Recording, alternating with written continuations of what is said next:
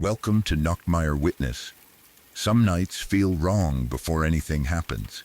The air feels heavy, the room feels colder, and somewhere in the dark, you get the strange feeling that you are being watched.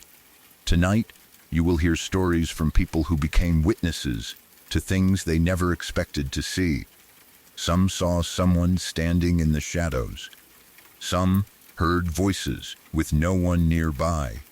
Others found themselves in places that did not feel real at all.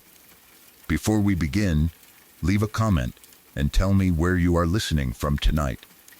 And if you enjoy true scary stories with a slow, dark atmosphere, subscribe to Nachtmare Witness. Get comfortable. The night has already begun.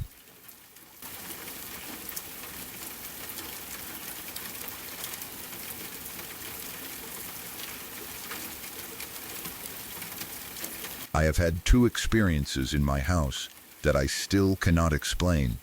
The first one happened late at night while I was asleep in my bedroom. I do not remember having a nightmare before it happened. I had gone to bed normally, and everything in the house was quiet. My family was asleep in their own rooms, and there was no reason for anyone to be walking around. At some point during the night, I suddenly woke up. I was not sure what had disturbed me. I did not hear a loud noise or feel anyone touch me. I simply opened my eyes and became aware of the doorway. My bedroom door was partly open. A girl was peeking into my room. Only her head was visible around the side of the doorway. The rest of her body remained hidden in the hallway. Because I had just woken up, my mind did not immediately understand that anything was wrong. I assumed it was one of my sisters. Maybe she needed something. Maybe she had heard a noise. Maybe she wanted to see whether I was awake. I looked at her and waited for her to speak. She did not. The hallway behind her was dark, so I could not see her face clearly. I could only make out the shape of her head and what looked like hair around it. She stayed there for a moment, silently watching me. Then she slowly pulled her head back out of the doorway. She did not walk past the opening. I did not hear footsteps. Her face simply disappeared behind the wall. I lay in bed for a few seconds, expecting one of my sisters to enter the room or call my name. Nothing happened. The house remained completely quiet. At first, I thought she might be trying to scare me. My sisters and I sometimes bothered each other or played small jokes, so it was possible that one of them had looked into my room and then hidden. I called out softly. Nobody answered. I sat up and looked toward the door. The hallway was empty. A strange feeling began building inside me. If it was really one of my sisters, why had she not said anything? Why had she moved away so quietly? I got out of bed. The floor felt cold beneath my feet as I walked toward the doorway. I stopped there and looked in both directions. There was nobody in the hall. I listened carefully. No doors were closing. No one was running away. I could not hear whispering or laughter from any of the other rooms. I walked through the house and checked on my family. Every one of my sisters was asleep. None of them appeared to be pretending. They were lying in their beds with their eyes closed, breathing normally. Their rooms were dark, and nothing suggested they had just been walking through the hallway. I stood there trying to decide what to do. Part of me wanted to wake them and ask whether anyone had come to my room. Another part was afraid they would make fun of me. I returned to my bedroom without waking anyone. I left the door in the same position and climbed back into bed. For the rest of the night, I kept watching the doorway. Every shadow seemed like the girl's head returning. When the house made a normal sound, I imagined her standing just outside where I could not see her. I tried to convince myself that I had been half asleep. Maybe the figure was part of a dream. When people wake suddenly, they can sometimes continue seeing dream images for a few seconds. My brain may have turned a shadow near the doorway into the face of a girl. That explanation made sense, but the image had felt clear enough that I had left my bed to check every room. I remembered seeing the head move back behind the wall. It did not simply disappear when I blinked. For the next several days, I paid more attention to the hallway. During daylight, it looked completely normal. There was nothing near the doorway that resembled a head. No coat, decoration, or piece of furniture could explain what I had seen. At night, however, I no longer felt comfortable leaving my door open. I began closing it before I went to sleep. Sometimes I locked it, even though I knew a locked door would not protect me from something that might only exist in my mind. I did not tell my father immediately because I knew he would not believe me. He was the kind of person who looked for logical answers. A strange figure was probably a shadow. A voice was probably a dream. An object moving was probably caused by someone in the family. He did not believe in ghosts or anything supernatural. I tried to forget the experience. For a few weeks, nothing else happened. I started sleeping normally again. The memory of the girl at the door became less frightening during the day. I could tell myself it was a dream or a mistake caused by waking too quickly. Then the second experience happened. Again, I woke up in the middle of the night. This time, I did not see anyone near the doorway. My room looked empty. The door was closed or nearly closed, and everything was where I had left it. Then I heard a little girl whispering. The voice sounded close. It may have come from inside the room or directly beside the doorway. I could not tell exactly where it was. The whisper was soft, but it was clearly a child's voice. She said something, but I could not understand the words. It sounded like a short sentence or phrase. I held my breath and listened. For a moment, I wondered whether one of my sisters was speaking in another room. Sound can travel strangely through walls at night, but the voice had seemed too close. It felt as if someone had leaned toward me and whispered only a few feet away. I looked around the bedroom. There was nobody there. I checked the side of the bed and the corners of the room. The curtains were still. The closet door was closed. Nothing moved. I whispered, "Hello?" There was no response. I waited for the voice to return. The silence that followed felt heavy. I could hear my own breathing and the normal sounds of the house, but no one spoke again.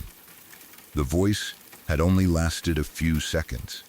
If I had been dreaming, it was possible that I woke while the final part of the dream was still playing in my mind.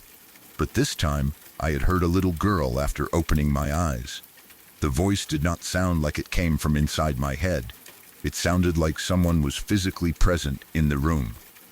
I turned on the light. The sudden brightness made everything look ordinary again. I checked behind the door and beneath the bed. There was no child hiding anywhere. I left the room and looked into the hallway. Everyone else was asleep. None of my sisters were awake. I considered waking my father, but I already knew what he would say. I was tired. I had dreamed it. The house had made a noise. One of my sisters had spoken in her sleep. There would always be an explanation that did not involve a little girl standing invisibly in my room. The next morning, I finally told my family. I explained that I had seen a girl peeking around my doorway several weeks earlier. I told them that I had now heard a young girl whispering in the middle of the night. My sisters denied being involved. None of them remembered going to my room or speaking outside my door. My father did not believe anything supernatural had happened. He said I had probably been half asleep. He may have suggested that one of my sisters made the sound without knowing it. He did not seem frightened. To him, there was no evidence. Only I had seen and heard the strange things. I understood why he doubted me. I might have doubted someone else telling the same story. Both experiences happened after I had been sleeping. Sleep can create realistic sights and sounds. People experience sleep paralysis, false awakenings, and hallucinations when their minds move between dreaming and waking. Perhaps that was all it was. Still, I could not forget that both experiences involved a little girl. The first time, I saw her looking into my room. The second time, I heard what sounded like her voice. It felt as though the same presence had returned. After that, I became more nervous at night. I made sure my bedroom door was completely shut before sleeping. I sometimes placed an object in front of it, not because I expected it to stop a person, but because I wanted to hear if the door moved. I kept a lamp or my phone close enough to reach quickly. If I woke during the night, I immediately looked toward the doorway. Nothing else happened to me for a while. Life in the house continued normally. My father still believed I had dreamed everything. Then one day, something happened to him. He was planning to wash the blankets, bed sheets, and pillowcases from one of the beds. He removed all of the bedding and placed it on the floor. The mattress was left uncovered. The blankets and sheets were in a pile, ready to be carried to the washing machine. Then my father left the room. I do not know exactly how long he was gone. It was probably only a short time. Maybe he went to get laundry supplies. Maybe he had another small task to complete first. When he returned, the bed was perfectly made. The sheets were fitted around the mattress. The blankets were spread neatly across the bed. The pillows had clean cases and were placed in position. It looked as though someone had taken the pile from the floor and carefully made the entire bed. My father stopped in the doorway. He knew he had not done it. The bedding had been on the floor when he left. He had planned to wash everything, so there was no reason for him to make the bed again. At first, he assumed one of us had entered the room and done it. He asked the family who had made the bed. Everyone denied it. None of us had known the bedding was lying on the floor. No one had entered the room during the short time he was gone. My father questioned us again. He probably believed someone was playing a joke or trying to help without admitting it, but there was no reason for anyone to lie. Making a bed was not something that would get us into trouble. If one of my sisters had done it, she could simply have said so. The more my father looked at the bed, the more uncomfortable he became. It had not been made carelessly. Everything was neat. The sheets were pulled tight. The blanket was placed correctly. The pillows were arranged as if someone had taken time to make it look perfect. It was not the work of a small child trying to create a quick joke. My father had only been away for a short time. Even if one of us had decided to do it, we would have needed to move quickly and silently. No one had heard anyone moving around. That was the first time my father seemed to take my story seriously. He still did not immediately say the house was haunted. He continued searching for a normal explanation. Maybe he had made the bed and forgotten, but he clearly remembered placing everything on the floor because he intended to wash it. Maybe my mother had made it. She had not. Maybe one of my sisters had done it and was refusing to admit it. They continued denying it. My father could not explain the change. For the first time, something strange had happened directly to him while he was fully awake. He had not just woken from a dream. He had not been alone in a dark bedroom. He had physically placed the bedding on the floor, left, and returned to find the bed made. I reminded him about the girl at my door and the whispering voice. He did not laugh or dismiss me as quickly this time. The made bed did not prove that a ghostly child had been inside the house. There could still have been a normal explanation. Someone may have made it without remembering or admitting it.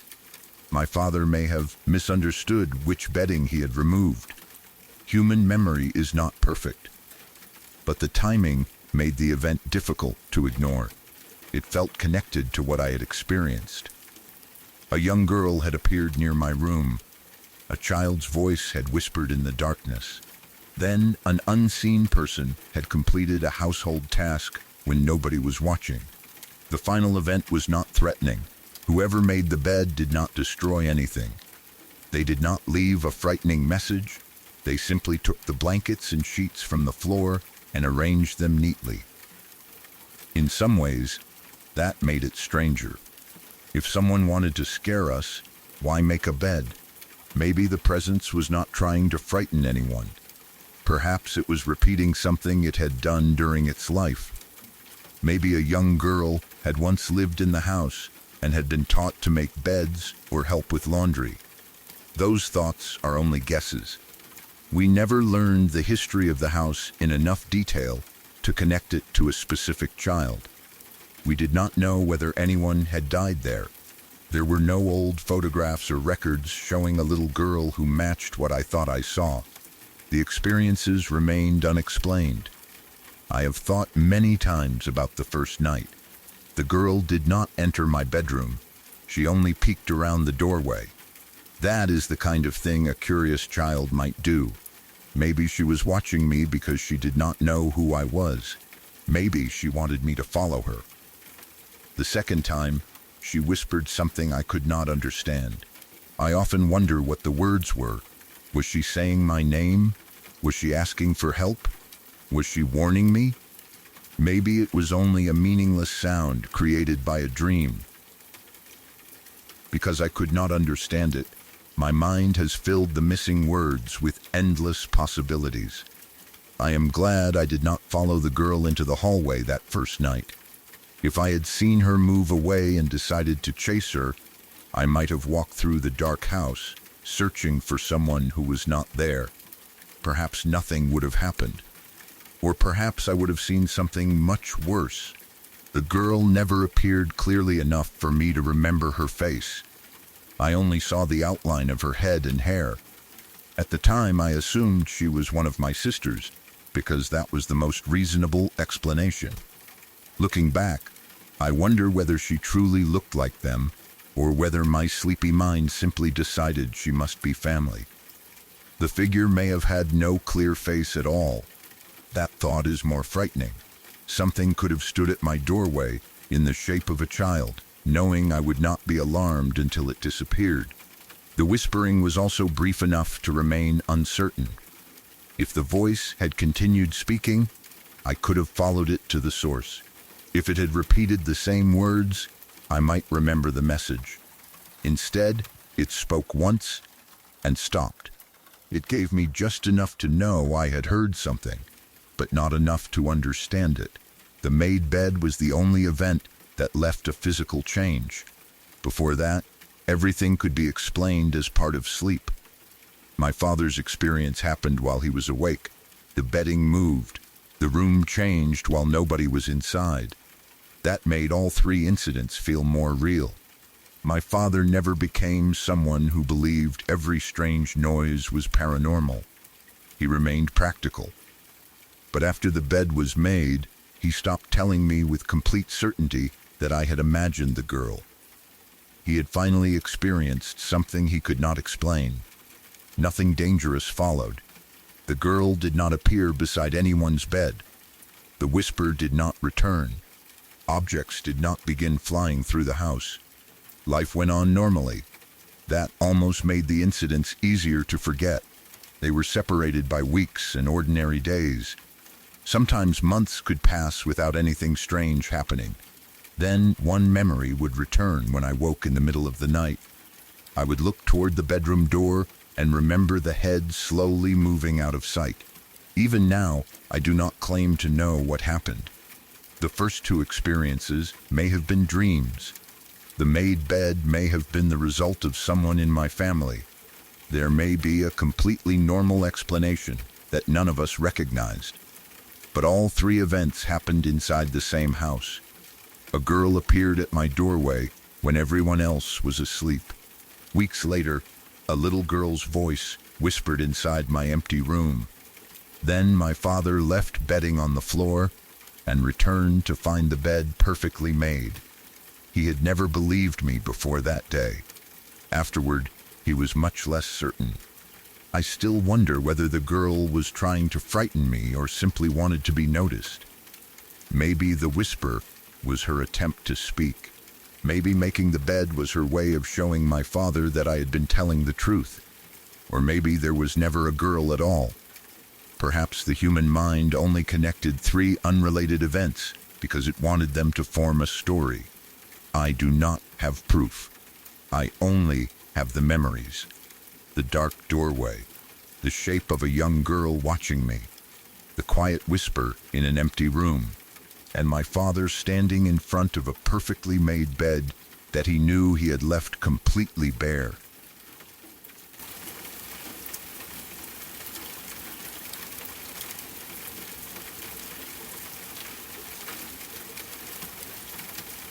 This happened when I was 17, during the time 9 Inch Nails was running the Year Zero ARG. At the time, the whole thing felt much bigger and more real than an ordinary album promotion. New websites, strange recordings, hidden messages, and disturbing pieces of information kept appearing. Every day seemed to bring another clue, another warning, or another piece of a fictional world that felt close enough to reality to become uncomfortable. I followed it closely. The story was full of government control, surveillance, drugs, secret experiments, religious fear, and things appearing in the sky. It was designed to make people feel as if they had discovered information they were never supposed to see. For someone in a normal state of mind, it was clever entertainment. I was not in a normal state of mind. During that period, I was taking large amounts of different drugs. Those included Darvocet, diphenhydramine, DXM, and mushrooms. Darvocet was a prescription painkiller that was later removed from the market. It could place me in extremely strange and paranoid states. Diphenhydramine could cause confusion and frightening hallucinations, especially when taken in large amounts. DXM could separate me from reality, and mushrooms could change the way I saw, heard, and understood everything around me. I was also combining these substances while sleeping badly and spending hours reading fictional information about conspiracies and impossible events. Looking back, I understand that I created almost perfect conditions for fear, hallucinations, blackouts, and false memories. At the time, however, every experience felt real. I was living in my parents' old house, but I had moved my sleeping area into the basement because I wanted privacy. I was 17. I did not want to sleep in my normal bedroom upstairs, especially because it was right next to my parents' room. I wanted my own space where I could listen to music, stay awake late, and feel separated from the rest of the family. The basement gave me that freedom, but it was not really designed to be a bedroom. It was one large, dark area with several smaller spaces around it. To create something that felt like a room, I hung sheets from the ceiling. The sheets formed makeshift walls around my bed and belongings. When I was inside that area, I could almost pretend I had a proper private room. Outside those hanging sheets, the rest of the basement remained dark. There was a boiler nearby. It made clicks, low mechanical sounds, and sudden noises when it started or stopped. Pipes ran through parts of the ceiling and walls. There was also a tiny room filled with shelves. The shelves held old cans, bottles, jars, and other things that had probably been stored there for years. Some of the containers looked so old that their labels had faded or become impossible to read. I never properly explored that little room. I was too afraid. Even during the day, standing near its entrance made me uncomfortable. The darkness inside seemed thicker than the darkness in the rest of the basement. I would look toward the shelves and imagine something standing between them. Sometimes I thought I saw movement, but I never stayed long enough to check.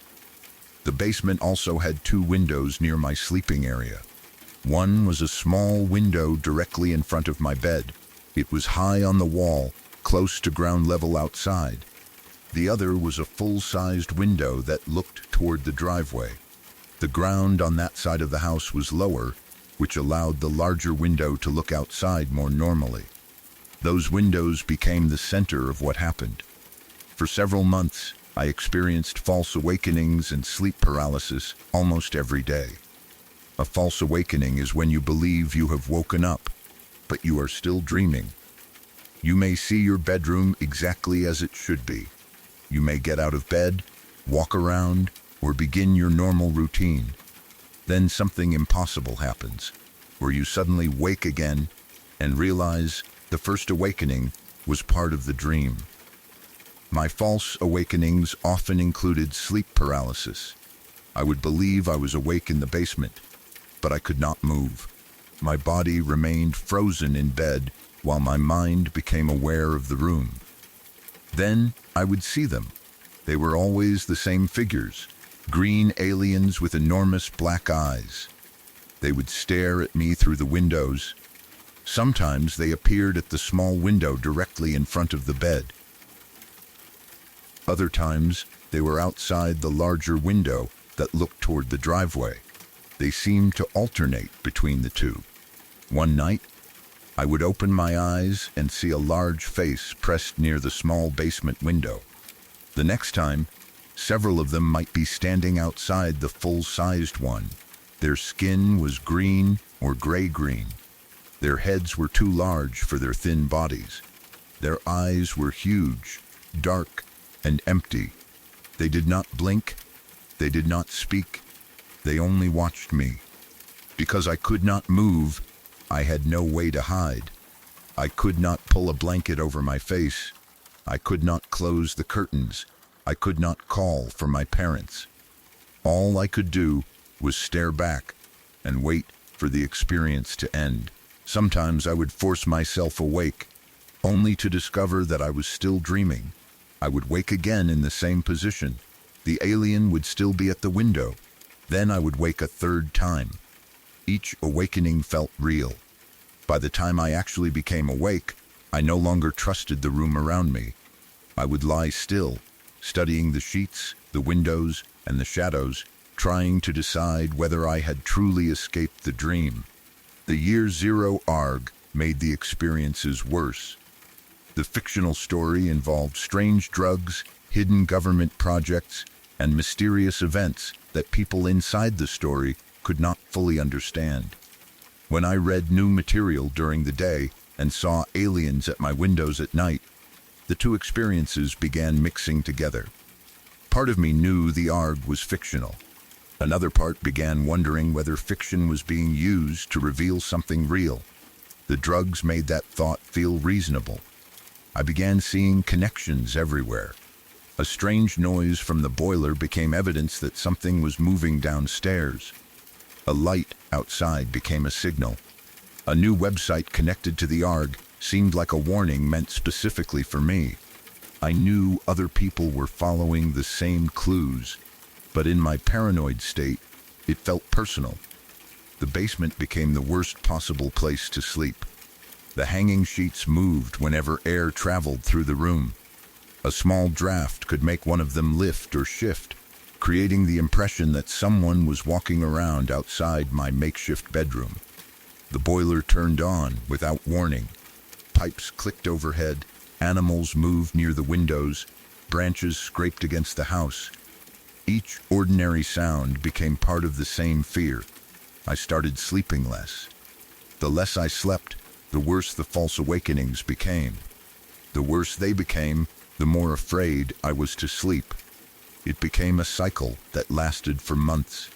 Eventually, the experiences changed. At first, I would wake and see the aliens at the windows. Later, I began waking without being able to open my eyes.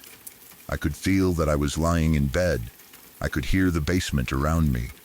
I knew my eyes were closed, but I could not force them open.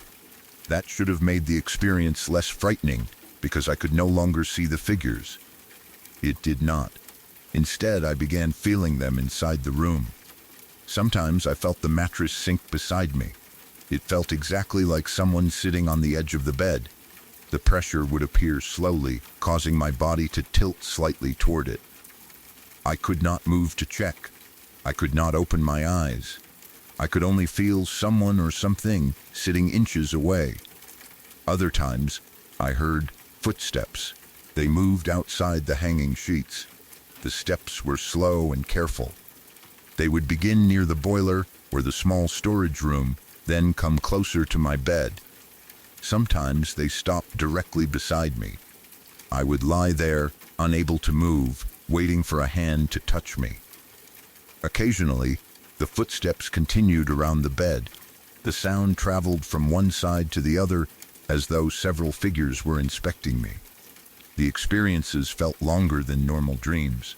I sometimes believed I remained trapped for 20 or 30 minutes, though it may have been much shorter. Time is difficult to measure during sleep paralysis. Every second feels stretched because you are completely helpless. The basement no longer felt like the private room I wanted. It felt like a place where something visited me every night. Still, I refused to move upstairs. I was 17 and I wanted my independence. Going back to the bedroom next to my parents would have felt like admitting I was a frightened child. I told myself I could handle it. I blamed the drugs, the ARG, and the lack of sleep. I knew those were probably the causes, but knowing the likely explanation did not stop the fear. A hallucination can still feel real while it is happening. I sometimes woke in the morning and checked the windows for marks. I looked for footprints outside. I examined the floor near the bed. There was never any evidence. The windows were closed. The sheets hung where I had left them. The storage room remained untouched. During daylight, the basement looked ordinary. At night, everything changed again. The final night I slept there was the one that forced me to leave. I had experienced another terrible night of false awakenings and paralysis. I do not remember every detail of that particular episode. By then, the events had happened so often that many of them blended together. I only remember eventually waking and feeling certain that this time I was truly awake. I stayed in bed for a while and tested my body. I moved my fingers. I opened and closed my eyes. I looked around the room and waited for it to change. Nothing did. The aliens were gone. The hanging sheets were still. The basement was quiet. After a while, I needed to use the bathroom. I got out of bed and walked through the dark basement. The nearest bathroom was not downstairs, so I had to move toward the stairs or through another part of the house. As I walked, I noticed something. The basement door leading into the garage was open. The garage connected to the driveway outside. That door was never supposed to be left open. I was certain I had locked it. I always locked it. Sleeping in the basement already made me nervous, and leaving a direct entrance from the garage unlocked would have been careless. Yet the door was standing open. I stopped and stared at it. Cold air may have been entering from the garage. The darkness beyond the doorway looked empty, but I could not see every corner. My first thought was that someone had entered the house. Maybe a person had come through the garage while I slept. Perhaps the footsteps, the pressure on the bed, and the sounds outside the sheets had not been hallucinations that night. I imagined someone standing in the basement, watching me while I was unable to move. That thought nearly destroyed what little calm I had left. I approached the door carefully. I checked the garage. I did not see anyone. Nothing looked stolen or disturbed. The outside garage door may have been closed, but I no longer remember clearly. What mattered was that the basement entrance stood open when I believed I had locked it. There were several possible explanations. Maybe I forgot to lock it. Maybe I opened it while intoxicated and had no memory of doing so. Darvocet and the other drugs could cause blackouts and memory loss. I may have walked around the house while barely conscious. I may even have opened the door during one of the false awakenings and later mistaken that action for part of a dream. Someone in my family could also have used the garage and forgotten to close it. All of those explanations were more likely than aliens entering the basement. But at that moment, logic did not help. The open door connected everything. The figures at the windows, the footsteps around my bed, the feeling of someone sitting beside me. Now there was a real entrance standing open. I decided I was done. I no longer cared about having my own private space. I moved out of the basement and returned to my actual bedroom upstairs. It was beside my parents' room, exactly where I had not wanted to sleep. But being near them suddenly felt comforting instead of embarrassing. The house did not become completely normal after I left the basement. I had many frightening experiences there, both before and after the period when I regularly used drugs. It was an extremely old house surrounded by woods. Several old cemeteries could be reached by traveling through those woods. Paths and wooded areas connected them, creating a large stretch of land filled with old graves, trees, and abandoned spaces. At night, the woods felt endless. I sometimes went outside after dark and heard things moving beyond the reach of my light. Branches snapped, leaves shifted. Something would seem to follow me from a distance. Most of those sounds were probably animals. Deer, raccoons, foxes, and other creatures can make surprisingly human noises in darkness. But when you cannot see the source, your mind creates something worse. The house itself had a frightening history. Before my family lived there, it had belonged to a shut-in. The person had apparently remained inside for decades, rarely or never leaving, and eventually died in the house. I do not know every detail of that story, but knowing someone had lived there in complete isolation changed the way the rooms felt. I imagined the person walking the same hallways, sitting in the same rooms, and watching the woods through the same windows for years. The house seemed full of someone else's sadness and anger. The staircase was another place that frightened me. Whenever I walked up it at night, I felt as though something was chasing me. The feeling happened almost every time. I would begin climbing normally, then suddenly become certain that something had entered the stairwell behind me. I could almost feel it moving upward. My body would react immediately. I would rush the final steps and turn quickly at the top, expecting to see someone directly behind me. There was never anything there. I have lived in other houses since then. I have climbed other staircases in darkness. I have never experienced the same feeling anywhere else. That house made me believe something was always close behind me. I also had moments when I seemed to lose time. I would be sitting or standing somewhere and suddenly realize several minutes had passed. During those missing periods, I sometimes felt as if my thoughts were no longer mine. I would come back to myself carrying intense anger, disturbing images or emotions that did not match how I had felt before. It seemed like I had briefly entered the mind of someone else. The thoughts felt old, violent, and deeply unhappy. This happened before I began taking drugs regularly. It also happened afterward. That does not prove anything supernatural. People can dissociate, lose focus, experience intrusive thoughts, or enter unusual mental states for many reasons. The house may have frightened me so much that my mind created experiences that matched the atmosphere. I may also have had mental health issues that the drugs later made much worse. But when it happened, I felt as though someone else had taken my place for a few minutes.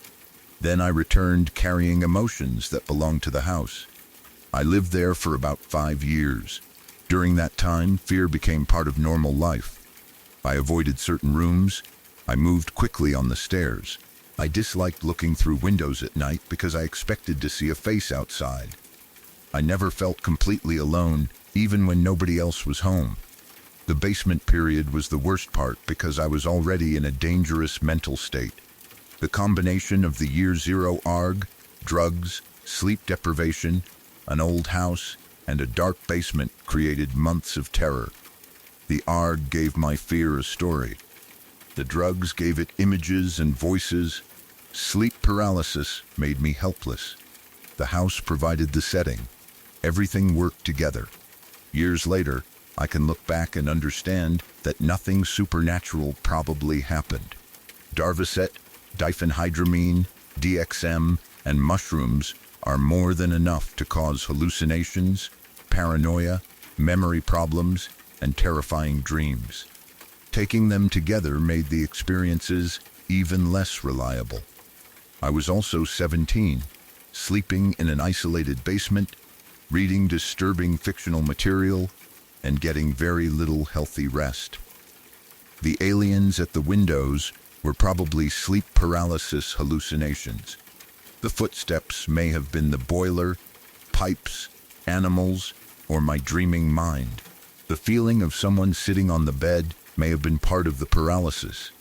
The open garage door may have been something I forgot to close while intoxicated. The missing time and angry thoughts may have been dissociation, drug effects, stress, or some combination of all three.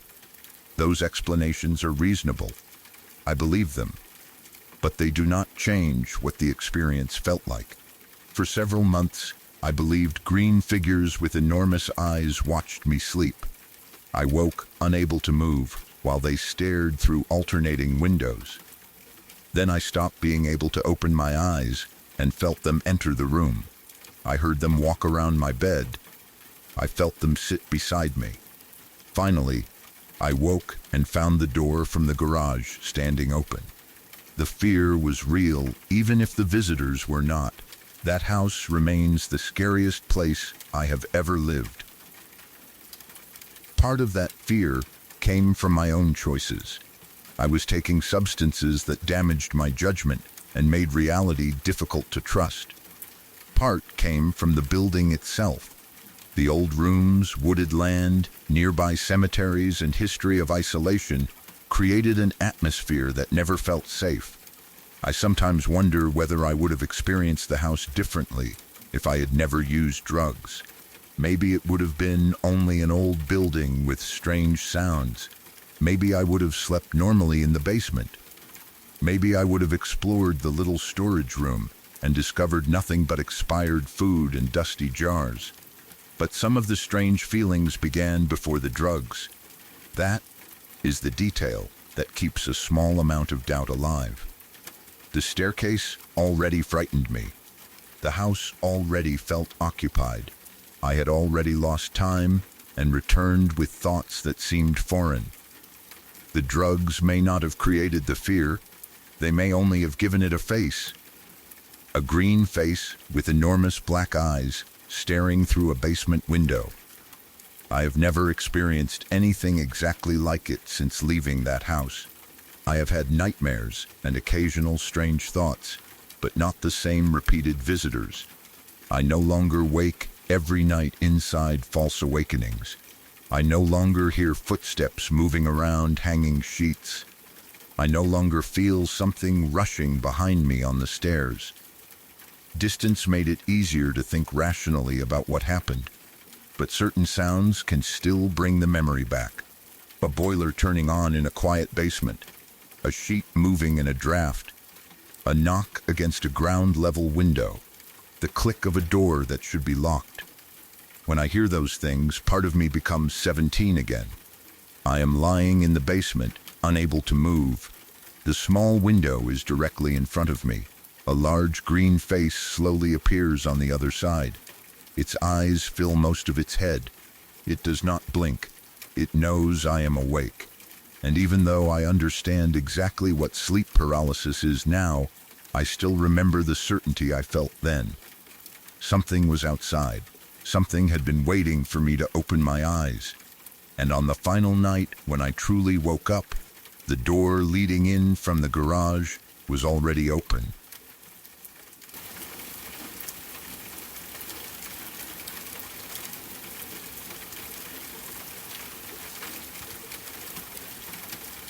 This happened in May 2015, and it is still one of the closest calls I have ever had in my life.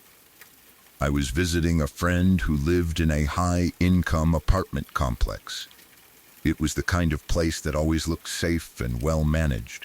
The buildings were tall, the entrance was clean, and security guards were stationed near the gate and main doors.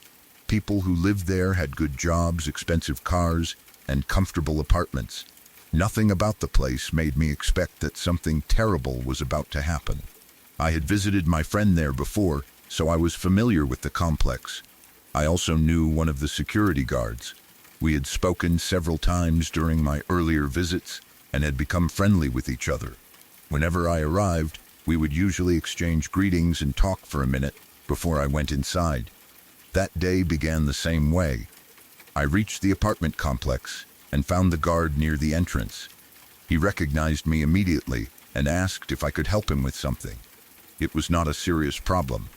He simply needed assistance with a small task, and because I knew him, I agreed without thinking much about it. I helped him, and once we were finished, we remained near the building entrance talking.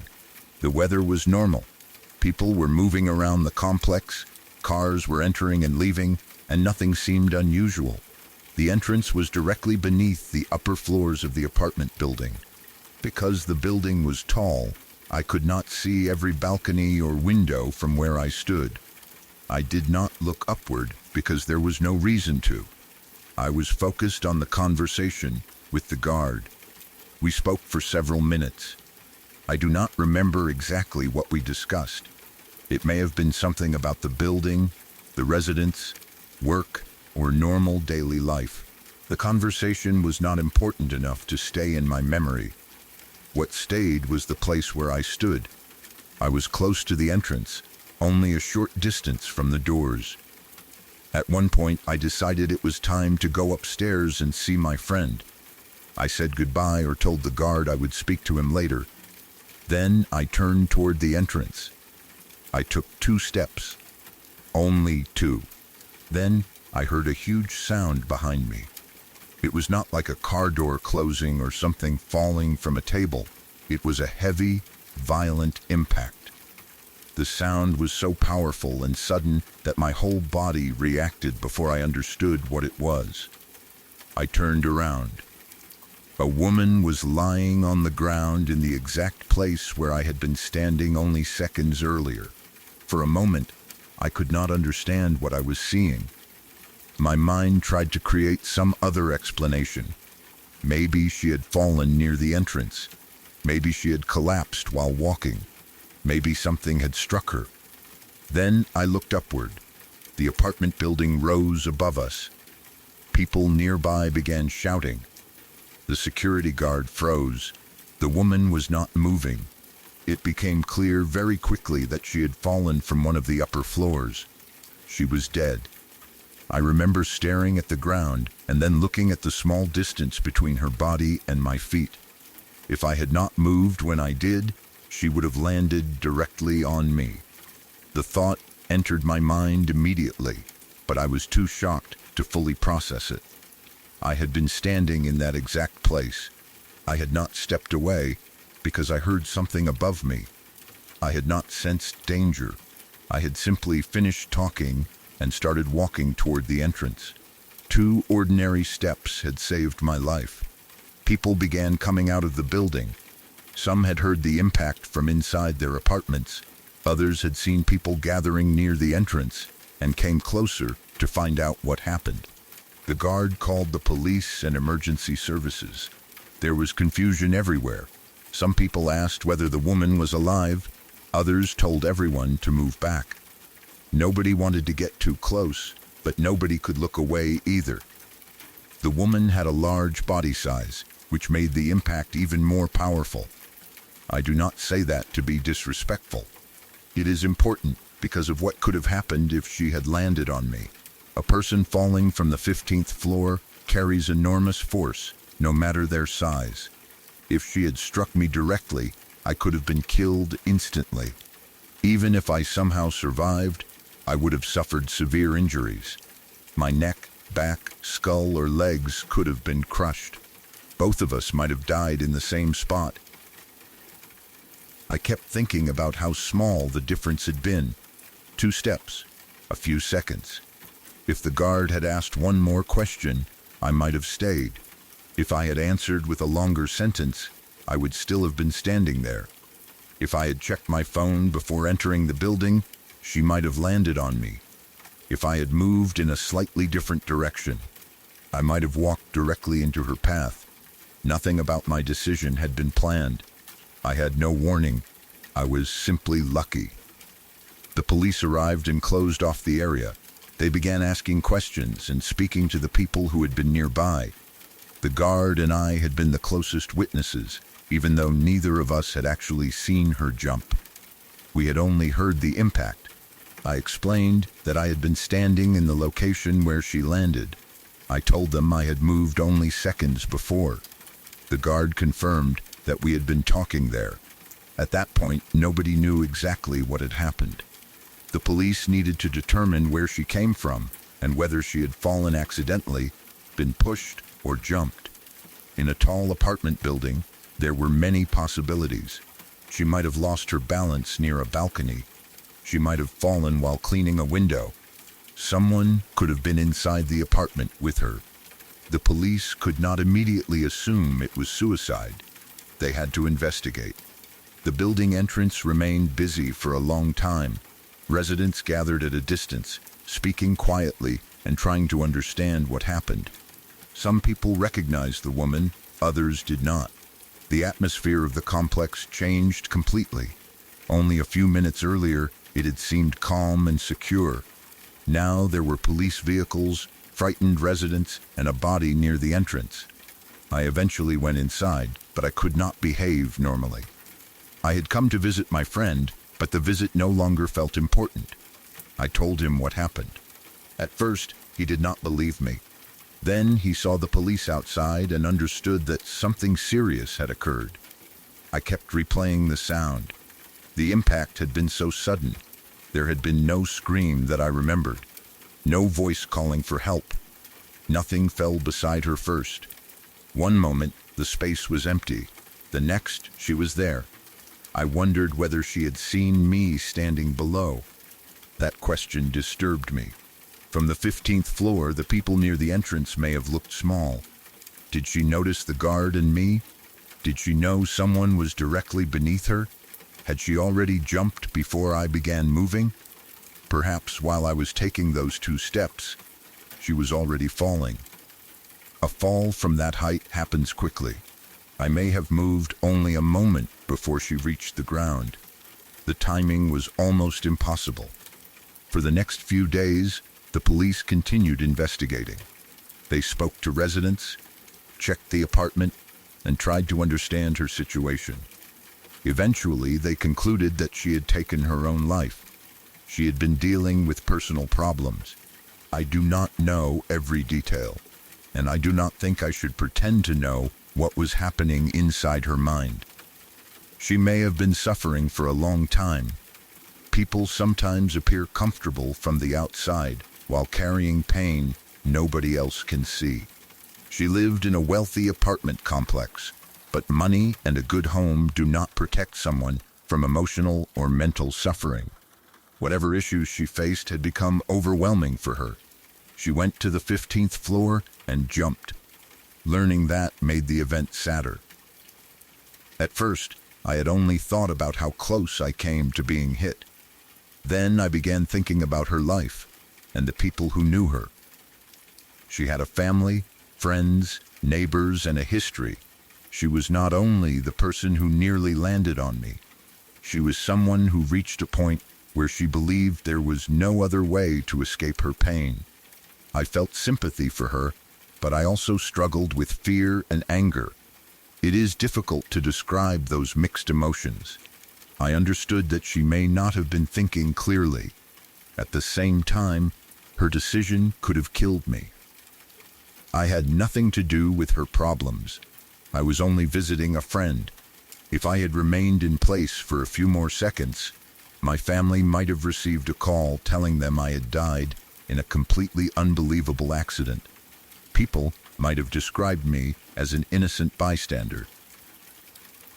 The newspapers might have said a woman jumped from a building and killed a man standing below. My life could have ended because I happened to be in the wrong place at the wrong second. That thought stayed with me long after the police left. For a while, I felt uncomfortable walking near tall buildings. Whenever I passed beneath balconies or windows, I looked upward. I knew the chance of the same thing happening again was extremely small, but fear does not always care about probability. My body remembered the sound. I would enter an apartment complex and imagine something falling. If I heard a loud impact behind me, my heart would race. I became aware of every object above my head: flower pots on balconies, loose signs, construction tools, people leaning over railings. Before that day, I rarely thought about the space above me. Afterward, I understood that danger does not always come from the road ahead or the person beside you. Sometimes it comes from 15 floors above, without warning. The security guard was also deeply affected. He had been standing close to me. The woman did not land directly where he stood, but he was only a short distance away. If she had fallen at a slightly different angle, she could have hit him instead. He had been doing his normal job, talking to someone he knew. Like me, he had no chance to prepare. We spoke about the incident afterward. Both of us remembered the conversation ending and me stepping away. He knew exactly where I had been. That mattered because later, when I told other people the story, many did not believe me. They thought I was exaggerating. Some believed the woman had fallen nearby, but not exactly where I stood. Others thought I had added the part about moving 2 steps to make the story more dramatic. A few people acted as if the event had never happened because they had not witnessed it themselves. By the time residents came outside, I had already moved away from the spot. They only saw the woman on the ground and the police arriving. They did not see me standing there seconds earlier. The guard was the only person who knew how close it had been. He had watched me leave the exact location, but most people did not speak to him directly. They only heard my version. I understand why it sounded unbelievable. Stories about near-death experiences often sound exaggerated. People survive because they miss a flight that later crashes, step away before something falls, or change routes before an accident. The timing seems too perfect. It sounds like something written for a film. But rare things happen to real people. Somebody has to be the person who moves at the last second. That day, it was me. I did not gain anything from telling the story. I was not trying to become famous or impress anyone. For a long time, I did not even enjoy talking about it. Every time I explained what happened, I returned to the entrance in my mind. I heard the sound again. I saw the body. I remembered looking at the ground and realizing where I had been standing. The disbelief from others made the memory more frustrating. I wanted someone to understand how frightening it had been. Instead, people focused on whether the story was possible. They asked questions as though I were being investigated. How did I not see her falling? Why did I move? Was she really from the 15th floor? Did the guard see everything? I did not see her because I was facing the entrance. I moved because the conversation was over. The police determined she jumped from the 15th floor. The guard saw me standing there and then stepping away. Those were the facts. There was no dramatic feeling that warned me. I did not hear a voice telling me to move. I did not look up and see a shadow. Nothing supernatural happened. That almost makes it more frightening.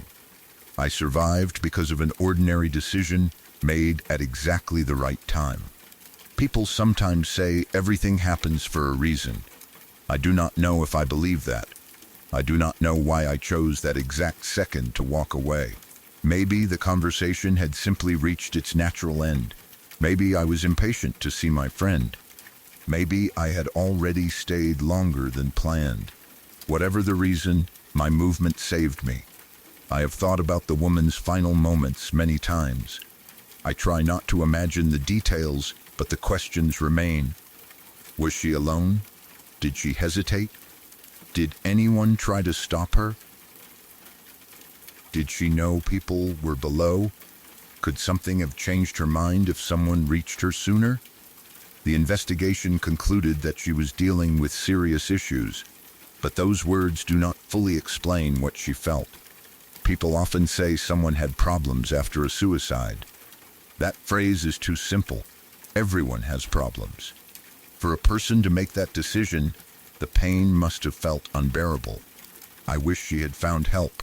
I wish she had spoken to someone. I wish the day had ended with her receiving care instead of dying near the building entrance. At the same time, I am grateful I was not killed with her.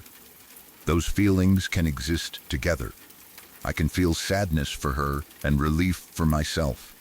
I can understand that she was suffering while admitting that her actions placed others in danger. The event taught me how closely life and death can exist beside each other. I was having an ordinary conversation. She was living the final moments of her life. Neither of us knew anything about the other. Our paths almost crossed in the worst possible way. A few seconds separated my life from her death. If she had jumped slightly earlier, I might not be here. If I had moved slightly later, the same would be true. I often imagine how the incident would have been explained to my family. They would have heard that I visited a friend in a good apartment complex. They would have known I was speaking with a security guard. Then they would have been told a woman fell from the 15th floor and landed on me. It would sound impossible. They might have spent years asking why I happened to be standing there. There would have been no answer. That possibility made me more careful about appreciating normal days. We often assume that if death comes, there will be warning. Maybe illness, maybe age, maybe a dangerous job or known risk. But death can arrive during an ordinary conversation near an apartment entrance. You may not even see it coming. I did not become afraid of leaving home, but I stopped believing that safe places were completely safe. The complex had guards, money, cameras, and clean buildings. None of those things could stop a person from reaching the edge of a high floor. Security can prevent some dangers. It cannot prevent every private tragedy.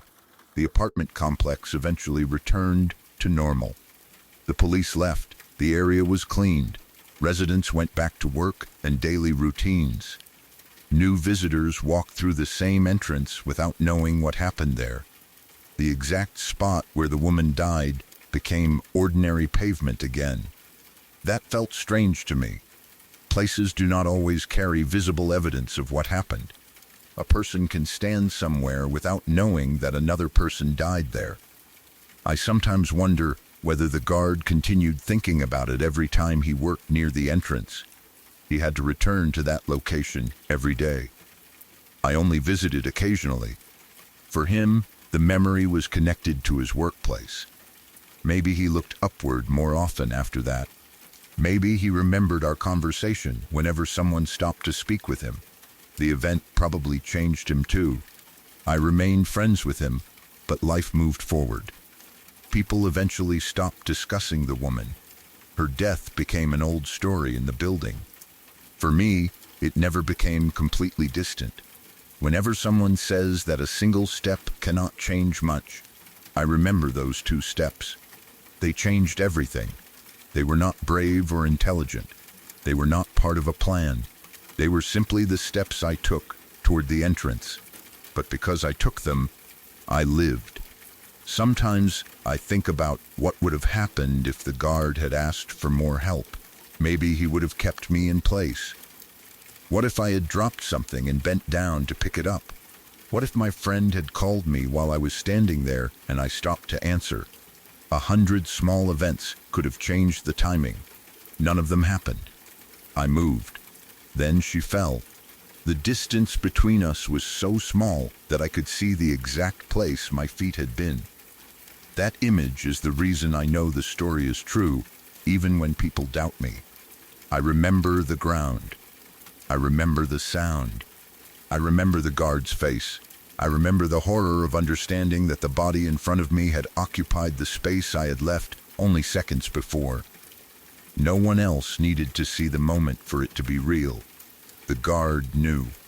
I knew. The police knew where she landed. That was enough. I do not tell the story to make myself seem lucky or special. It is not a story I am proud of. A woman died, and I survived only because of timing. There is nothing heroic about that. It is simply one of the strangest and most frightening moments of my life. In May 2015, I visited a friend at a wealthy apartment complex. I helped a security guard and stood talking with him near the entrance. When the conversation ended, I moved toward the doors. I took 2 steps. Then a woman fell from the 15th floor and died in the exact place where I had been standing. If I had stayed there for only a few seconds longer, she would have landed on me. I might have been severely injured. I might have died beside her. People may not believe the story because they did not see it happen. But I do not need anyone else to convince me. Every time I walk beneath a tall building, part of me still remembers that sound. And every time I remember it, I think about the 2 ordinary steps that saved my life.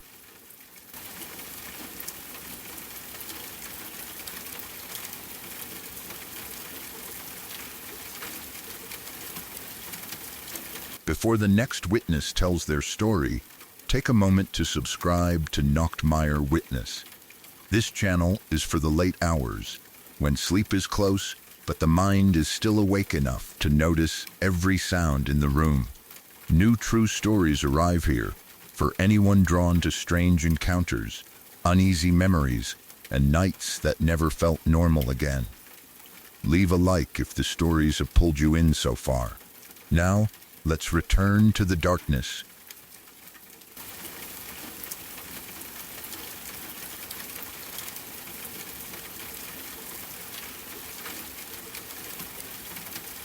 When I was about 13 years old, I went to a football game at a school where one of my close friends was a student.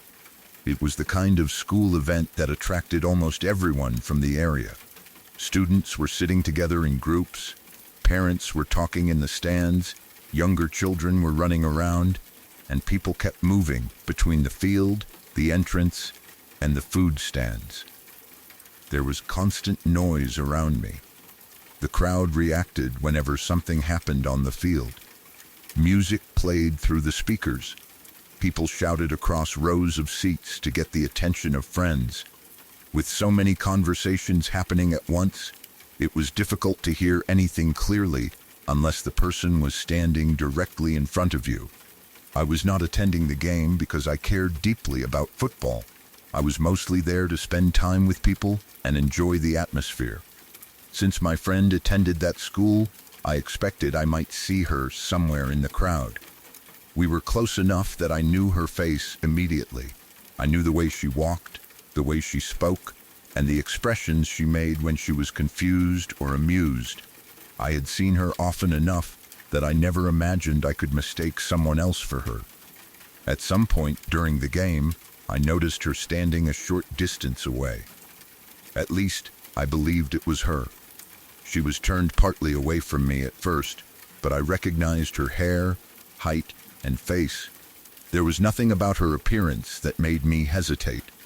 The most noticeable difference was her haircut. Her hair was shorter or styled differently than it had been the last time I saw her. It looked brand new, as though she had only recently gone to a salon.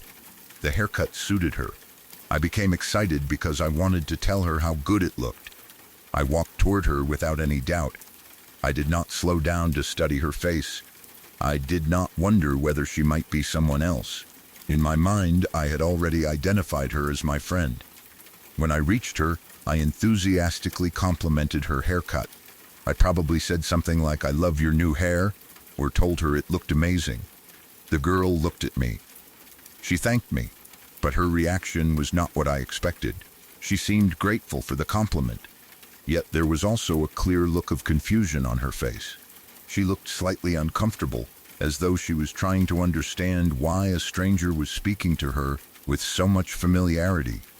At first, I did not notice. I thought maybe she was surprised by how excited I sounded. Perhaps she felt shy about the new haircut or was not used to receiving compliments. I continued talking to her as if we already knew each other. The girl answered me. That should have cleared up the mistake immediately. Instead, hearing her voice made me even more certain that she was my friend. She sounded exactly like her. It was not only a similar pitch or accent. The voice had the same tone, the same rhythm, and the same small details I associated with my friend. If I had closed my eyes and listened, I would have believed I was speaking to the person I knew. Her face also looked the same. The shape of her eyes, nose, mouth, and cheeks matched my friend's. Her expressions looked familiar too. When she became confused, she made almost the same face my friend would have made. Everything told me I was speaking to the correct person. Still, the conversation felt wrong. The girl did not respond to me with the warmth or recognition I expected. She was polite, but distant. She watched me carefully, almost as though she was waiting for me to explain who I was. I kept talking for another moment, trying to understand why she was behaving so strangely. Maybe she was upset with me. Maybe something had happened that I did not know about. I wondered whether I had forgotten an argument or offended her in some way. At 13, friendships can sometimes change quickly. A person may be friendly one day and cold the next because of a rumor, misunderstanding, or small disagreement. I searched her expression for a clue. There was none. She did not seem angry. She seemed genuinely confused. Then something in my mind finally shifted. I looked more carefully at her face. It was my friend's face, but the person behind it did not recognize me.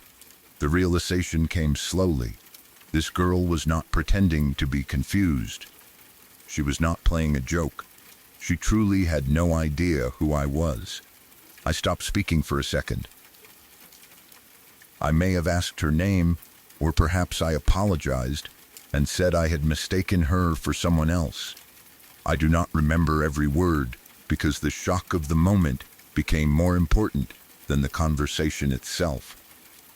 The girl confirmed that she was not my friend. I felt embarrassed. Mistaking a stranger for someone you know can be awkward, especially when you have walked up enthusiastically and started talking as though you are close. Normally, once the mistake is revealed, you notice the differences.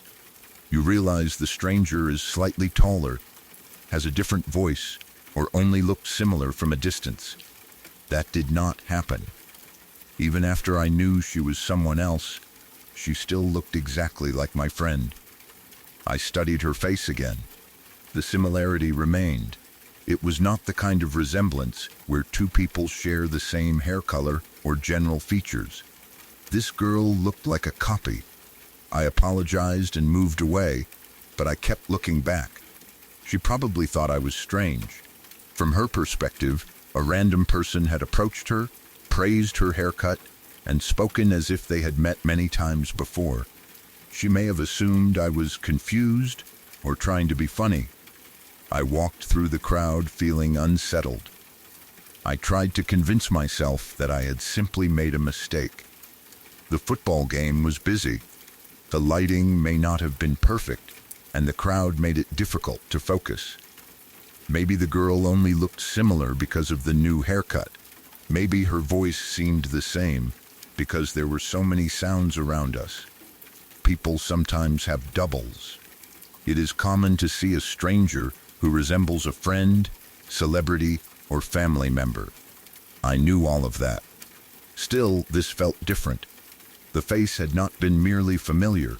I had recognized it with complete certainty. I continued searching for my actual friend. Part of me began wondering whether the girl really was her and had chosen to pretend otherwise.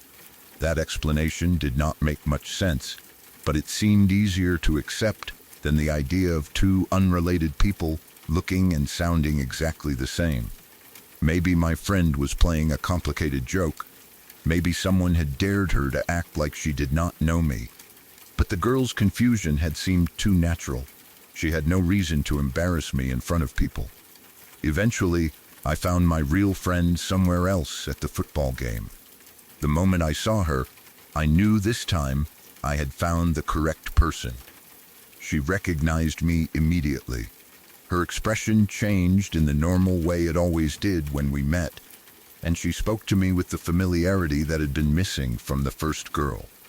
Then I noticed her hair. She had the same new haircut. Until that moment, I had not known my friend planned to change it. It was not an old style that both girls happened to have worn for months. My friend had only recently received the haircut. The stranger I approached had the exact same one. I complimented my actual friend's hair, but I was no longer as relaxed as I had been earlier. I asked when she had cut it. She told me it was new. That confirmed the most unsettling part.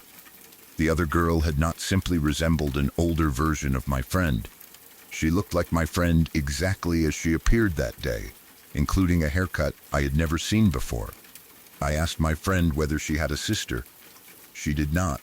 She had no twin and no sibling who could explain what I saw. I already knew something about her family, but I wanted to hear the answer directly. There was no identical relative attending the same school event. The girl I approached was a stranger. My friend may have laughed when I told her. To someone hearing the story, the explanation seemed simple. I had met a student who happened to look like her. Doubles exist. Some unrelated people resemble each other so closely that even relatives become confused. The haircut could have been popular at the time. Maybe both girls went to the same salon or copied the same celebrity. The voice could have been a coincidence. Those explanations were possible. But I had spoken to the girl from close range. I had looked directly into her face. I had heard her answer me. Even after several seconds of conversation, I had not recognized any clear difference. It took me time to understand that she was not my friend, and I only realized because of her behavior. If she had smiled, greeted me by name, and acted as though she knew me, I might never have questioned it.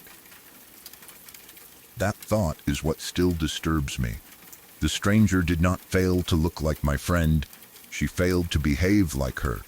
Her lack of recognition was the only thing that broke the illusion. After finding my actual friend, I considered going back to search for the other girl. I wanted to see them standing near each other. If they appeared together, perhaps I would finally notice the differences.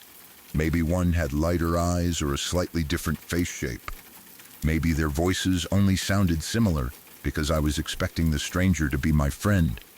I wanted proof that my memory had exaggerated the resemblance. But the football game was crowded. People were constantly moving between groups and changing seats. I could not find the girl again. She may have left, joined friends elsewhere, or disappeared into the crowd. I did not know her name, so I could not ask anyone where she had gone. The event ended without an explanation. For the rest of the game, I occasionally looked through the crowd, searching for the same face. More than once, I thought I saw my friend from a distance and had to check which one it was. That had never happened before. My friend's appearance had always been unique to me. Now I could no longer trust the recognition. I began watching the people around us more carefully. I wondered whether the stranger was also a student at the school. If she attended classes there every day, surely someone would have noticed that two girls looked nearly identical. Perhaps teachers confused them. Maybe other students had commented on the resemblance. My friend did not seem aware of having a double. That made me wonder whether the girl was visiting the school just as I was. Maybe she came from another area and happened to attend the same football game on the same day. The coincidence would have been incredible, but not impossible. Two unrelated girls could share a face, voice, age, and hairstyle. With millions of people in the world, unusual similarities must happen somewhere. Logically, that is the explanation I accept. The human brain also recognizes people through patterns, rather than studying every feature independently. Hair, posture, clothing, and context can lead us to identify someone too quickly. Once I expected the girl to be my friend, my mind may have ignored the small differences. I saw the familiar haircut and general face, and my brain completed the rest. Her voice may have sounded close enough to support my mistake. That is probably what happened. But when I return to the memory, I do not remember a girl who was almost identical. I remember my friend. The stranger had her face. She had her voice. She had her brand new haircut. The only difference was that she looked at me as though we had never met. I sometimes wonder what the other girl thought after I walked away. Did she also feel unsettled? When I complimented her haircut and spoke with confidence, she may have believed I knew her from somewhere. Maybe she searched her memory, trying to place my face. Perhaps she later told her friends about the strange person who mistook her for someone else. If she ever saw my real friend, she may have understood.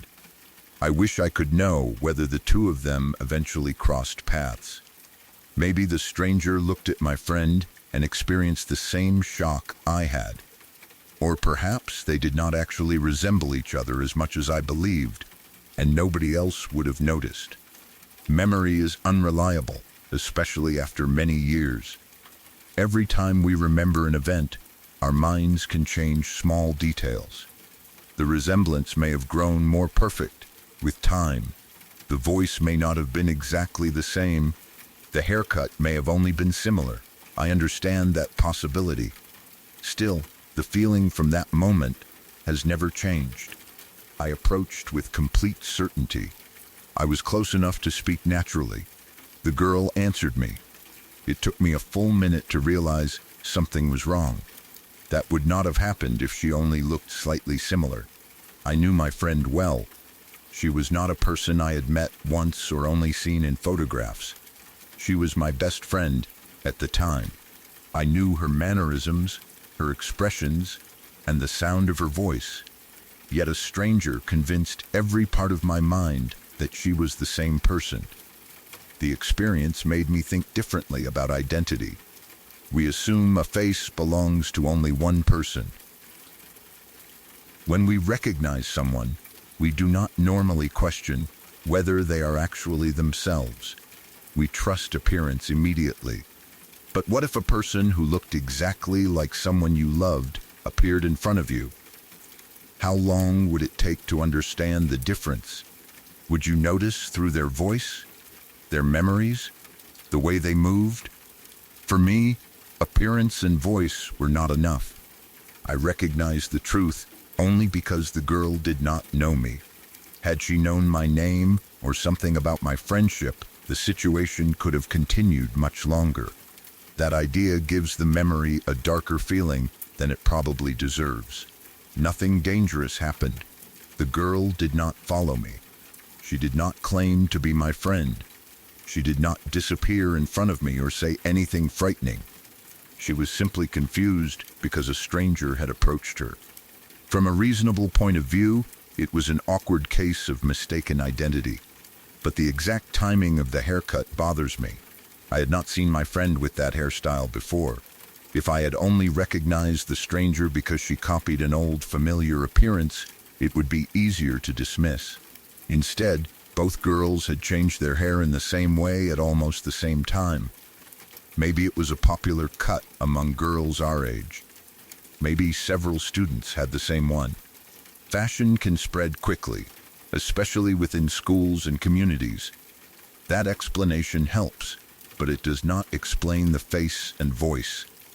I have seen people who resembled friends since then. Usually, the illusion disappears as soon as they turn around. The nose is different. The eyes are wrong.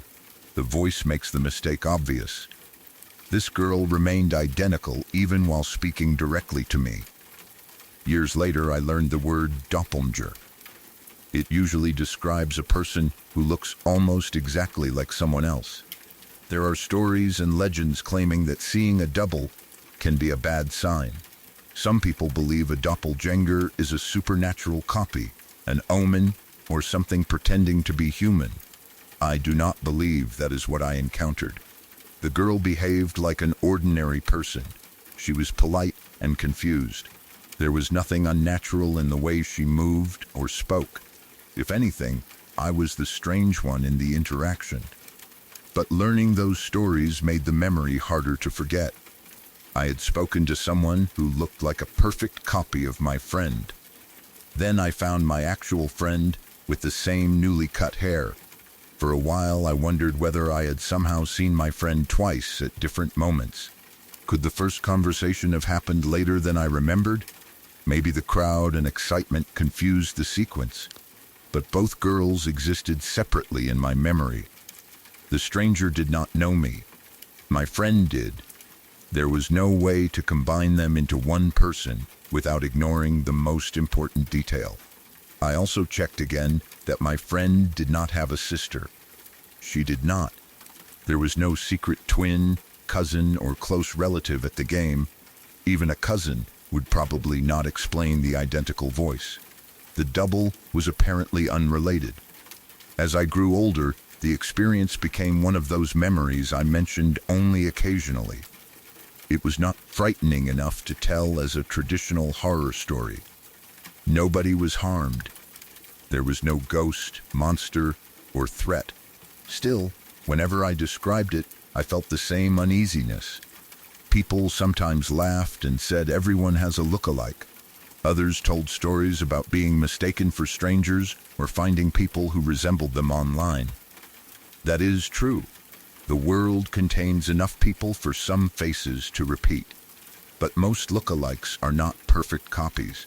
They do not have the same voice. They do not appear with the same brand new haircut at the same football game. I sometimes imagine seeing the girl again as an adult. Would she still look like my friend? People's faces change as they age. Hair, weight, clothing, and life experiences create differences. Maybe the resemblance only existed when they were 13. Perhaps today, they would look nothing alike.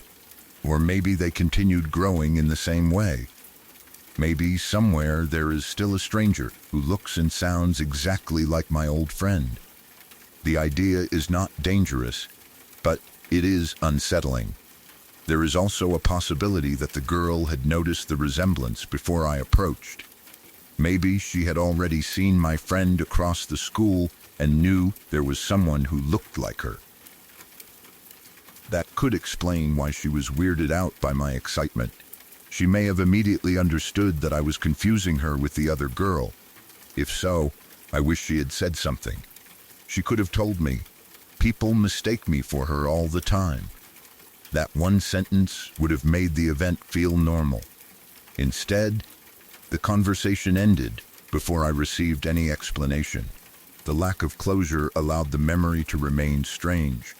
Sometimes I replay the moment in detail. I see the football field and crowded stands. I notice the girl from a distance. I recognize my friend's new haircut before I know it is new. I walk over smiling. I compliment her. She thanks me. Then she looks into my face with polite confusion. I continue talking because every visible and audible detail tells me she is my friend. Slowly, I understand that something is wrong, not with her appearance, with her recognition of me. Then I find my real friend later. She has the same face, the same voice, and the same haircut. But this time, she knows who I am. The difference between the two girls was invisible. It existed only in memory and personality. That is what made the experience uncanny. Humans are more than faces, but we depend on faces to identify one another. For a brief moment, that system failed completely. I looked at a stranger and saw someone I knew. Even now, I occasionally wonder whether there was some small detail I missed. Maybe the girl had a mark on her face or a different eye color. Maybe she stood differently. I searched the memory, but I cannot find the difference. All I remember is my friend's face looking back at me without knowing my name. It was probably only a remarkable coincidence. Two unrelated girls attended the same football game and looked almost exactly alike. They happened to have similar voices.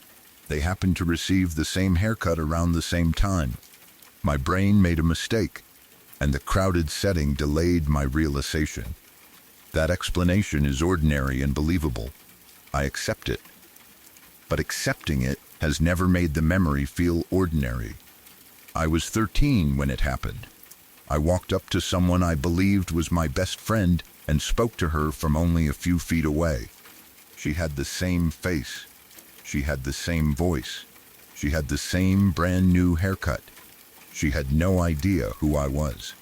Then, later that evening, I found my real friend somewhere else at the game. She had no sister. She had never met the other girl. And when I told her what happened, I realized I had no way to explain how two different people could look so completely the same. Nothing else came from it. I never found the stranger again. I never learned her name. I never saw the two girls standing together. The memory remains exactly where the event left it, without proof or an answer. It was only a case of mistaken identity. At least, that is what I tell myself. But whenever I think about that girl's confused expression, I still feel unsettled, because for the first minute of our conversation, I was not looking at someone who resembled my friend. I was looking at my friend's face. The person wearing it simply did not know me.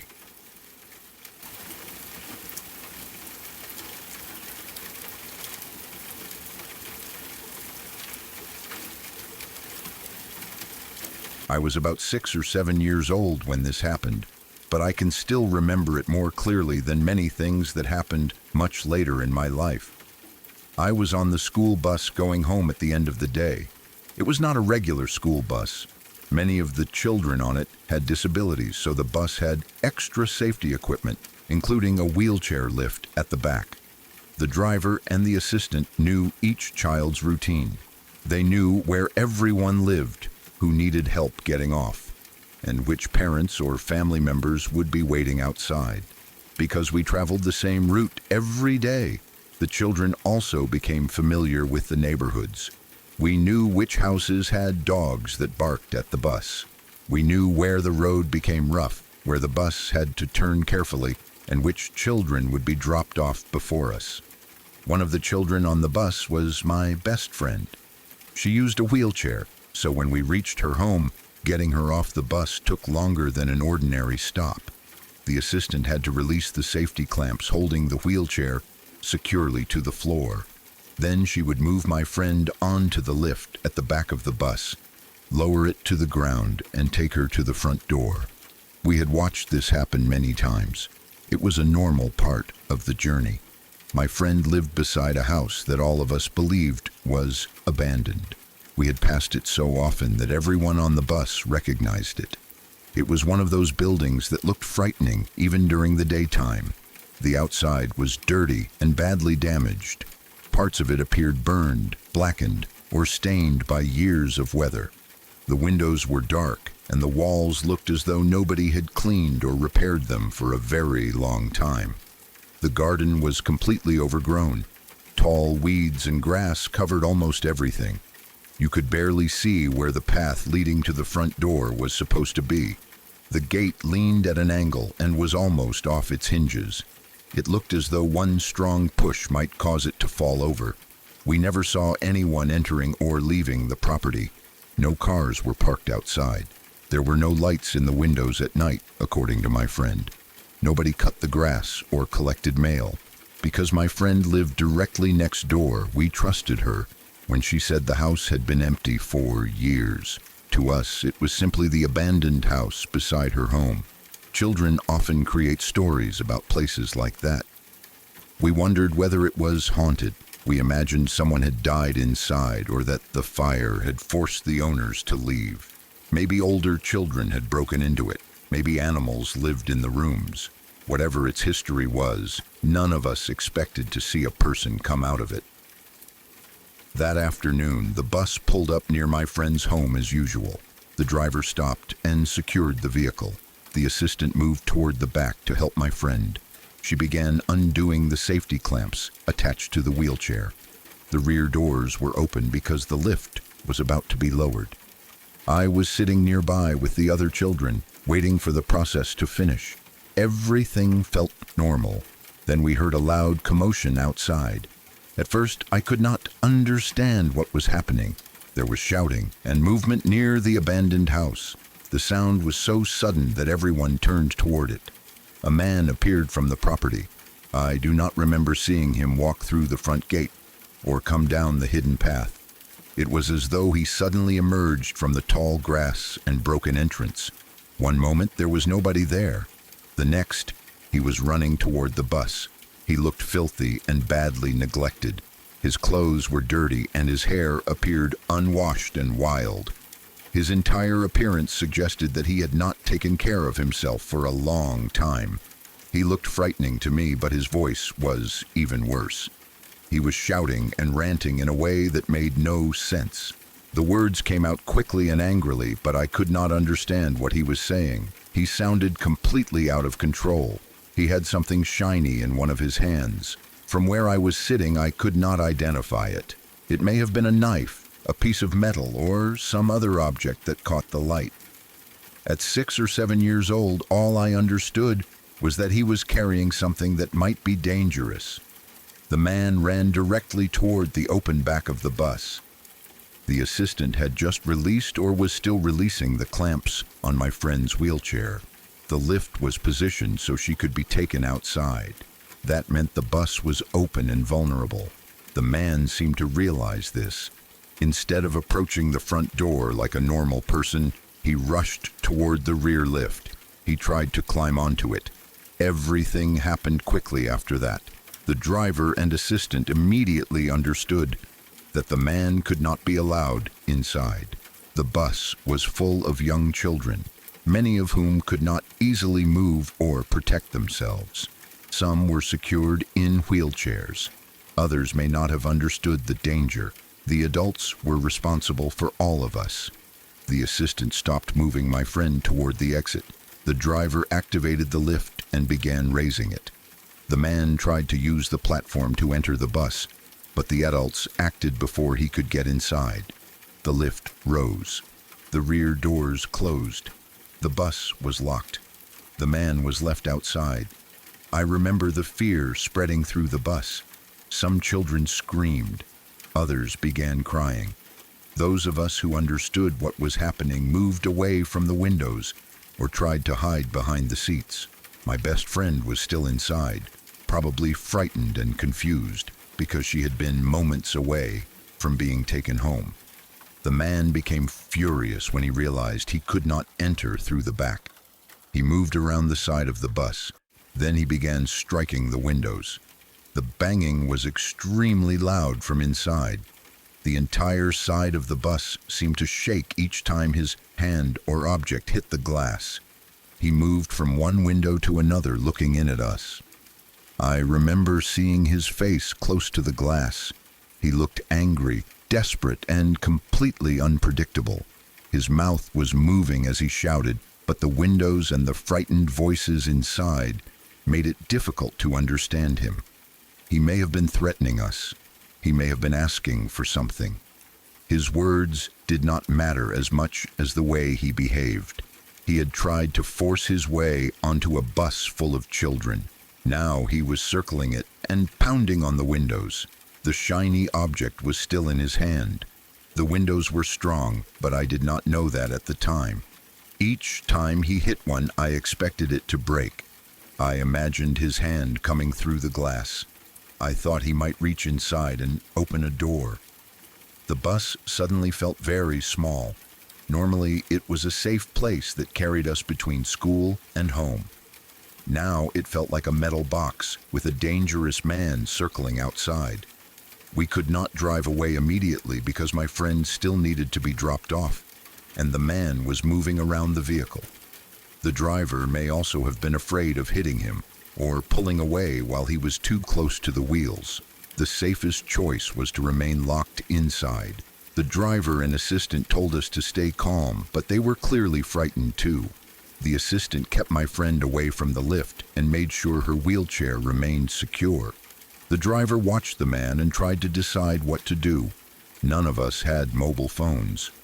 This happened at a time when people did not automatically carry a phone everywhere, especially children.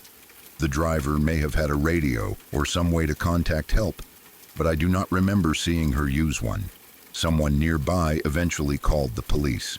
It may have been one of the neighbors who heard the shouting and saw the man attacking the bus. My friend's family may also have noticed that the bus had stopped outside, but She had not been brought to the door. Whoever called, we had to wait.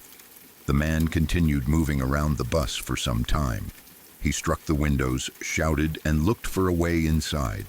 Every time he disappeared from one side, we wondered where he would appear next. He might suddenly be at the front doors. Then he would move toward the back again. The driver kept every entrance locked. None of us knew whether he could break through. I remember trying to make myself small in the seat. I did not want him to see me through the window. Some children covered their faces. Others watched because they were too frightened to look away. The strangest part was that the house behind him still looked empty. There was no sign of anyone else. No other person came outside to calm him down. Nobody called his name or tried to bring him back. It was as if he had been living alone inside that abandoned building without anyone in the neighborhood knowing. That idea frightened me almost as much as the attack. How long had he been there? Had he watched the school bus arrive every day? Had he seen my friend being dropped off before? Maybe he had been hiding behind the boarded windows or the tall weeds. Perhaps that was why he knew the rear doors would open. I do not know whether his actions were planned or whether he simply reacted when he saw the bus. At 6 or 7, I could not think through those questions clearly. I only knew that the house we believed was abandoned had suddenly produced a violent man. Time moved very slowly while we waited. The man seemed to be outside for a long time, although fear may have made it feel longer than it was. Then, at some point, the banging stopped. We remained quiet. No one knew whether he had gone or was standing somewhere we could not see. The driver looked through the mirrors. The assistant checked the windows carefully. There was no sign of him. He had disappeared. The bus remained locked. Nobody wanted to open the doors to search. We waited for the police. When they arrived, we expected them to find the man quickly. He had been there only moments earlier. He was dirty, loud, and carrying a shiny object. He should have been easy to identify. The officers checked around the bus and spoke briefly with the driver and assistant.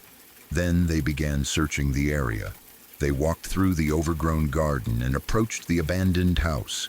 They looked around the outside. Some officers may have entered or checked through the open parts of the building.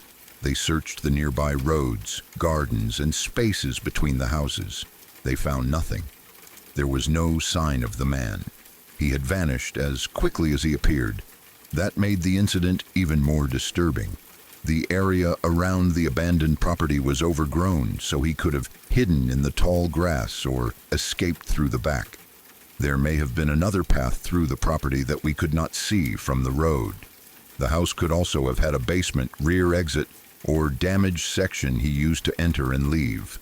There were many possible places to hide, but the police were trained to search, and the man had only a short time to escape. He should have left tracks through the weeds. Someone should have seen him running away. No one did. The officers eventually returned to the bus without him. They spoke with the driver and assistant for some time. The adults explained how the man had rushed the lift and tried to enter. They described the object in his hand and the way he struck the windows. The police may have asked the children questions too, but I do not remember speaking directly to them. I was still frightened and wanted to go home. Before we left, the police made sure my friend could be taken safely to her house. The area was checked again. One or more officers stayed nearby while the rear doors were opened. The assistant lowered the lift and took my friend to her front door. That part of the process, which had always been normal, now felt dangerous. Everyone watched the abandoned house. We expected the man to burst through the weeds again. He did not. My friend reached her home safely. The assistant returned to the bus. The lift was raised, and the doors were locked again. The police remained until we drove away. As the bus moved down the road, I looked back at the abandoned house. The gate still leaned from its hinges. The weeds still covered the path. The dark windows looked empty. There was nothing to show that a man had come from there only a short time earlier. The building had returned to looking completely abandoned. The rest of the ride home was quieter than usual.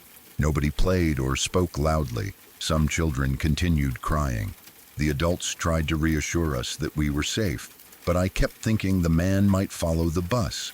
I imagined him running behind us or appearing at another stop. Every time the bus slowed, I became nervous. I did not feel safe until I was inside my own home with my family. When I told them what happened, the story probably sounded unbelievable. A man had appeared from an abandoned house, tried to enter a school bus, attacked the windows, and disappeared before the police arrived. But the driver, assistant, and all the children had witnessed it. It was not a dream or a childhood misunderstanding. Something real happened. We never learned who the man was. Nobody told us whether the police identified him later. I do not know if he was homeless and secretly living in the house. He may have been using drugs or suffering from a serious mental health crisis. He could have entered the abandoned property only that day, which would explain why my friend's family had never seen him before. The shiny object may have been harmless. It could have been a tool, a bottle, or a piece of metal. But because of the way he behaved, nobody could take that chance. The driver and assistant made the correct decision by refusing to let him onto the bus. I often think about how vulnerable we were. The bus was full of young, disabled children. Some could not leave their seats quickly. Some may not have been able to speak clearly or understand instructions during danger. If the man had managed to enter, the situation could have become terrible. The driver and assistant would have been the only adults there to stop him. They had no idea whether he was armed or what he wanted. He might have attacked someone, taken a child, or forced the driver to move the bus. The quick decision to raise the lift and close the doors may have protected all of us. At the time, I did not understand how brave the adults were. I only knew they prevented him from coming inside. Looking back, they had to act within seconds. My friend's wheelchair had been released from the safety clamps and was about to be moved onto the lift. The assistant had to make sure she did not fall or become trapped while also responding to the man. The driver had to operate the equipment, secure the doors, protect the children, and call or wait for help. They handled everything while a violent stranger circled the vehicle. The man's disappearance remained the most mysterious part. If he lived in the house, why did the police not find him? The building looked damaged and unsafe, but it may have contained hidden rooms or places where someone could hide. An experienced person living there could have known every exit. Perhaps he slipped through the back garden and entered the woods or another property before police arrived. Maybe a neighbor secretly helped him. There was probably a normal explanation, but as a child, his disappearance made him feel less human. He had appeared from nowhere. He attacked the bus. Then he returned to nowhere. For years afterward, abandoned houses frightened me. Whenever I passed a building with broken windows and an overgrown garden, I imagined someone watching from inside. A house could look empty without actually being empty. The person inside might be hiding because they did not want to be found. They might have been there for months while neighbors walked past every day. That was what the incident taught me. The outside of a building does not tell you everything.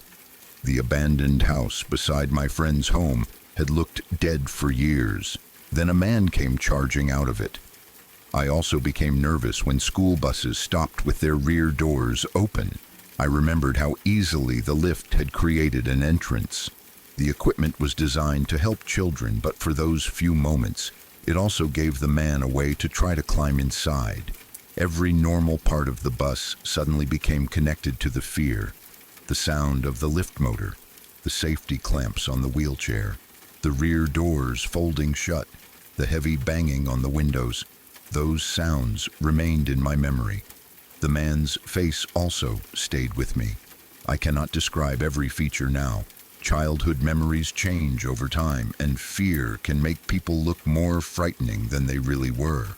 But I remember the dirt, the wild appearance, and the way he shouted.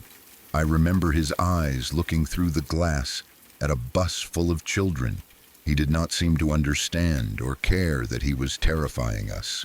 He was focused only on getting inside. I never learned what he wanted. Maybe he believed someone on the bus was a person he knew. Perhaps he thought we had taken something from him. Maybe he simply saw an open vehicle and tried to enter. His ranting was too confused for anyone to understand. That lack of motive made it scarier.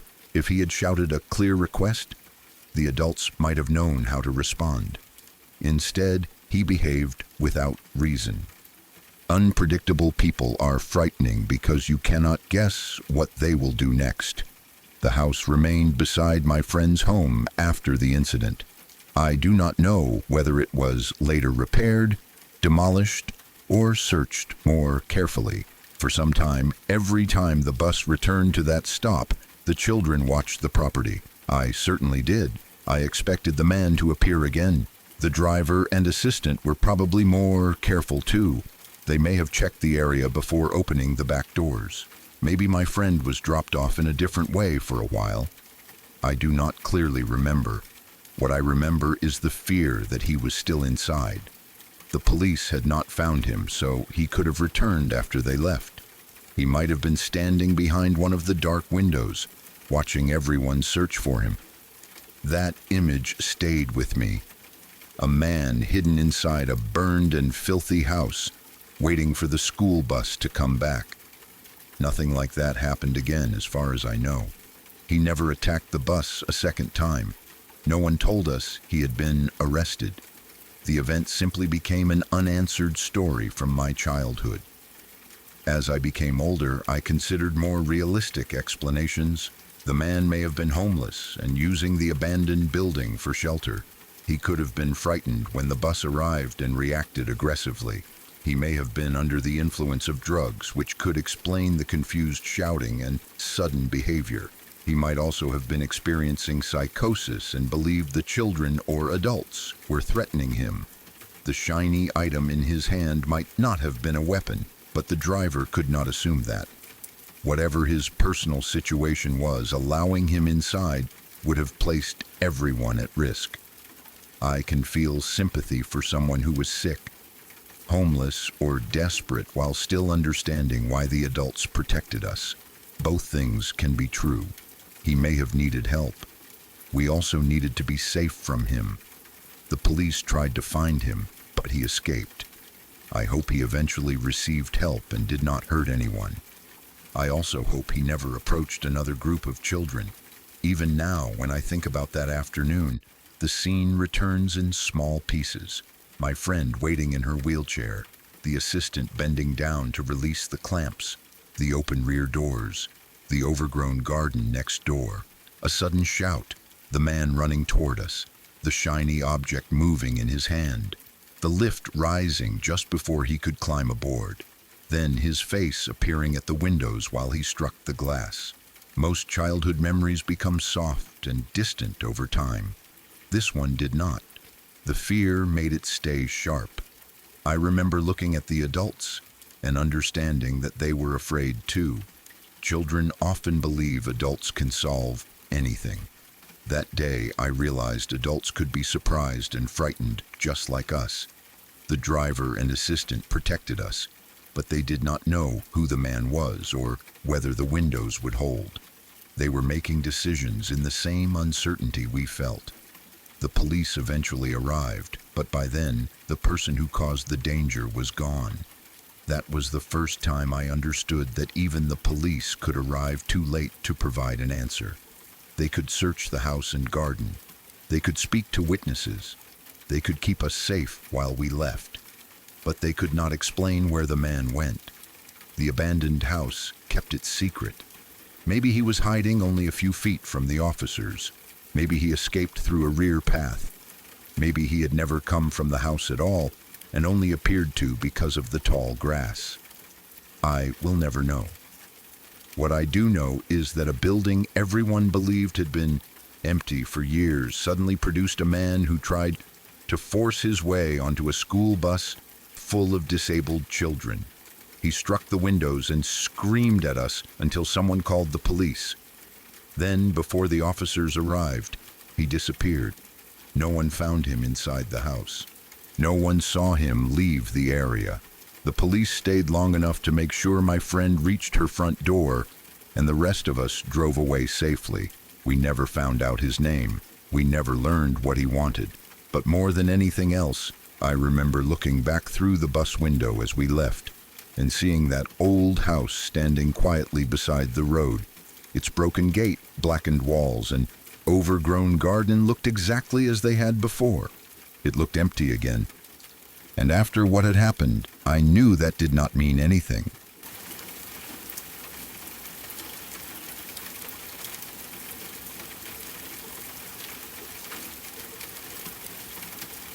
The stories may be over, but some nights do not end when the video does. The people you heard tonight were not looking for fear. They were living normal lives until one moment changed the way they saw the world around them. Tell me in the comments which story stayed with you the longest. Subscribe to Nachtmare Witness for more true accounts from people who saw something they wish they could forget.